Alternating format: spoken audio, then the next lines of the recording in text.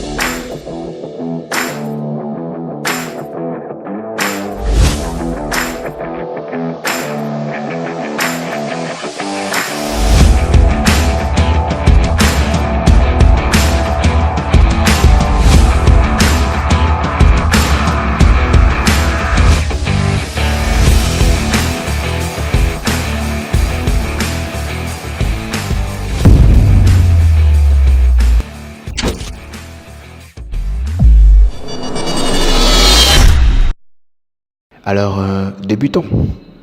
Déjà avant tout, ce dont vous avez besoin, c'est d'utiliser deux logiciels. Ouais, deux logiciels. Vous aurez besoin d'utiliser Photoshop ainsi que le logiciel After Effects. Mais commençons par la base. Nous avons commencé par Photoshop. Donc ce que je vais faire, c'est que je vais d'abord ouvrir la récente composition que j'ai faite.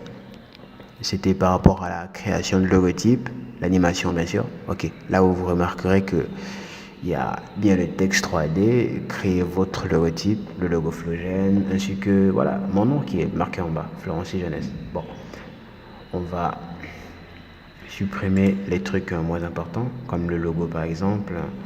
Ensuite, mon nom, où est-ce que je l'ai écrit, mon nom, ouais, ma signature, ok, d'accord. Enfin, voilà, nous avons le logo.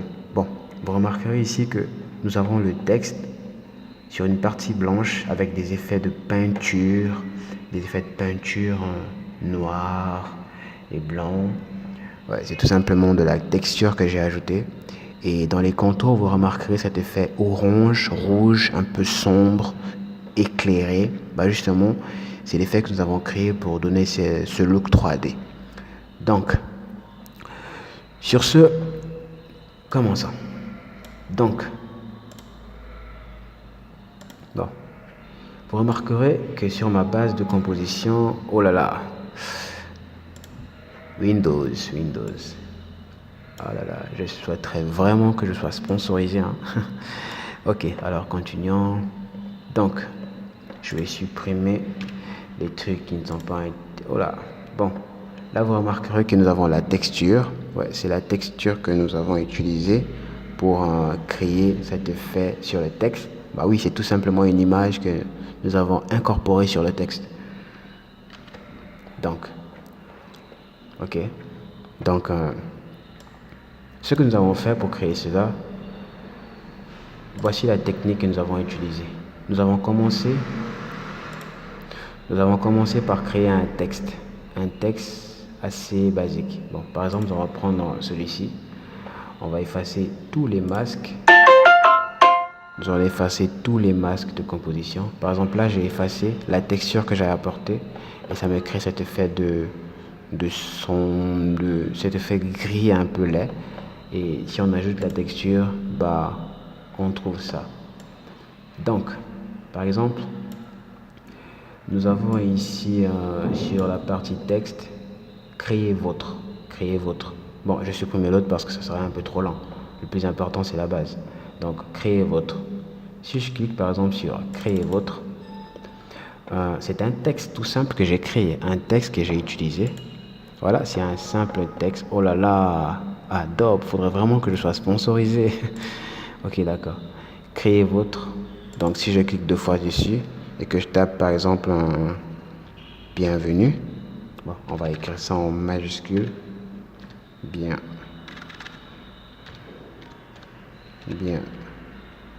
bienvenue. Ok, bienvenue. Bon, bienvenue, bref, bienvenue, nous avons bienvenue. Ensuite, vous remarquerez qu'en arrière, il y a les textes. Le texte en arrière est toujours le même. Bah, tout simplement parce que nous avons utilisé le même texte que nous avons dupliqué à plusieurs reprises et nous avons décalé par rapport à une symétrie qui soit vers le bas, une symétrie basse et allant vers la gauche. C'est ça qui nous a permis de créer cet effet. Donc ça fait que si je rentre dans le groupe 1, nous trouvons tous les effets, nous trouvons tous les textes précédents. Créez votre, créez votre, créez votre, créez votre. Mais bien sûr, nous avons déjà apporté des effets à cela. Donc, si on clique ici et que j'écris aussi bienvenue, bienvenue, bon, on va gagner du temps. Nous allons faire une sélection globale sur le texte.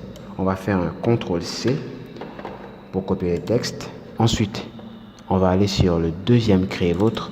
On fait tout simplement CTRL-V pour coller. Ainsi de suite jusqu'à la fin. Voilà. Créer votre, qu'on modifie. On vient ici, créer votre, ainsi de suite, créer votre. Et voilà le dernier, créer votre. Et voilà. Vous remarquerez qu'il y a toujours un bug, mais le texte apparaît déjà sur sa forme 3D, mais il y a toujours un bug. C'est parce qu'il y a un texte qui a été écrit dans un groupe individuel. Donc le voici, nous avons créé votre, si on clique 2 fois et qu'on fait tout simplement CTRL-V, boum, nous avons notre nouveau texte 3D. Donc la technique de cet effet est très simple. Vous utilisez le logiciel Photoshop sans bien sûr utiliser la fonction 3D parce que dans Photoshop il y a la fonction 3D. Donc, oh là là, Adobe, faut me sponsoriser. Ok, j'ai besoin de cartes graphiques. Hein. Ah oui, il faut des cartes graphiques pour faire de meilleures résolutions. Mais oulala, les cartes graphiques ça coûte cher. Oh là là. Ok, donc sur Photoshop nous avons la fonction 3D. La fonction 3D. Mais bien sûr, je me suis dit que je ne vais pas utiliser cette fonction. Je vais utiliser tout simplement les fonctions ordinaires. Donc, aucun plugin, tout simplement réfléchir et créer. Donc, ce que vous avez à faire pour créer ça, c'est de créer votre premier texte de base. Vous avez apporté de l'effet de contour sur le texte tout en choisissant une couleur qui va être coordonnée au reste des autres couleurs. Une fois que vous avez obtenu le résultat final, par la suite, vous l'enregistrez et vous passez sur le logiciel. Bien sûr, quand je parle de l'enregistrer, vous devez l'enregistrer en PNG. C'est un format transparent. Voilà, c'est un format transparent. Donc, pour créer cet effet transparent, déjà nous avons créé un fond. Nous avons créé un fond de dégradé. C'est ça qui a donné cet effet de bleu, orange en arrière. Bien sûr, on garde notre charte graphique. Donc si on gomme ça, nous avons cet effet de transparence. Donc, bien sûr, sur la composition, nous n'avons pas oublié d'apporter de l'ombre. Si je fais ça, vous remarquerez qu'il y a un changement. Justement, c'est un ombre, disons que c'est une sorte de lumière incorporée par rapport au texte que nous avons créé. C'est ça qui a justement permis de donner cet effet un peu dynamique. Donc, on enregistre, on soustrait le fond et on part dans le format d'enregistrement enregistré sous. Vous sélectionnez le format PNG et boum, une fois qu'il est enregistré, nous passons sur Adobe After Effects. Nous voici sur la deuxième partie de Adobe After Effects, le logiciel de montage vidéo à effets spéciaux que nous avons utilisé pour pouvoir donner cet effet un peu dynamique de l'animation. C'est que donc vous remarquerez ici que nous avons le texte ou particulier. Bon, c'est la sélection que nous avons faite. Bon, je vous rappelle déjà qu'une fois sur Photoshop, vous créez le texte et vous l'importez en PNG. Par la suite, vous l'exportez sur After Effects en PNG. Donc ça fait que si vous avez supposons que nous avons enregistré sur Photoshop ou particulier, cela signifie que en l'important sur After Effects, vous retrouverez le texte ou particulier. Mais il ne sera pas tout simplement déjà composé de cette façon. À la base, lorsque vous allez l'importer, vous allez obtenir tout simplement, voilà ce que vous obtiendrez. Vous obtiendrez ça. Voilà, tout simplement ça.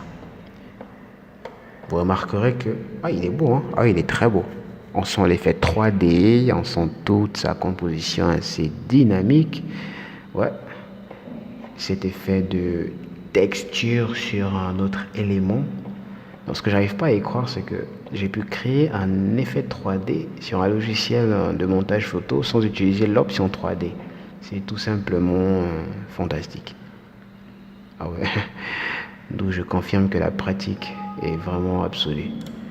Donc, au particulier, bon, vous remarquerez aussi également qu'en dessous, il y a un effet un peu plus clair que le dessus.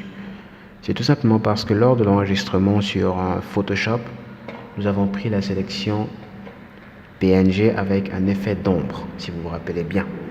Donc, c'est ça qui fait que nous avons cet effet. Par la suite, vous allez passer sur une simple animation. Vous allez l'animer de haut vers le bas. Juste une simple animation. Par là, vous allez remarquer qu'il y a un bug. Oui, il y a un bug. Il y a une partie de cassure par rapport à l'ombre. C'est normal. Lorsqu'on enregistre un format PNG qui est en Photoshop, il y a cet effet de limitation de trajectoire. Oui, là, il y a un effet de limitation. On sent parfaitement que l'effet est limité. Donc, pour camoufler cela et pour apporter une texture assez explosive à cette création, voici ce que nous avons fait. Nous avons commencé par créer un fond. Le fond que nous avons créé est le suivant. Grâce à ce fond, on a pu déjà camoufler un effet assez laid. Ouais, je dirais que c'est laid. Ouais. Remarquerez que c'est très différent. On a pu cacher cet effet laid de l'ombre. Du coup, ça apporte une lueur assez évidente. Par la suite, nous avons créé des particules. Vous avez remarqué que sur l'animation, nous avons des particules qui s'animaient tout au long de l'animation des textes. Nous avons créé des particules sur le logiciel. Ces particules nous ont permis de troubler l'œil de celui qui regarde la vidéo. Voilà, en créant ces particules, il y a des changements à toutes les secondes. Toutes les secondes, il y a un changement. Donc ça fait que l'œil est captivé par tout ce qui est en train de bouger.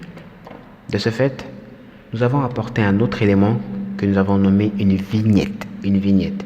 Et boum, on remarque qu'il y a un effet de noirceur dans les contours.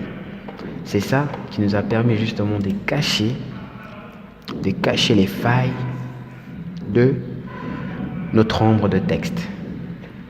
Par la suite, il nous fallait bien rendre l'effet un peu plus réaliste et un peu plus particulier. Nous avons dupliqué les particules. En dupliquant les particules, nous avons obtenu beaucoup plus de particules afin de mieux captiver l'œil.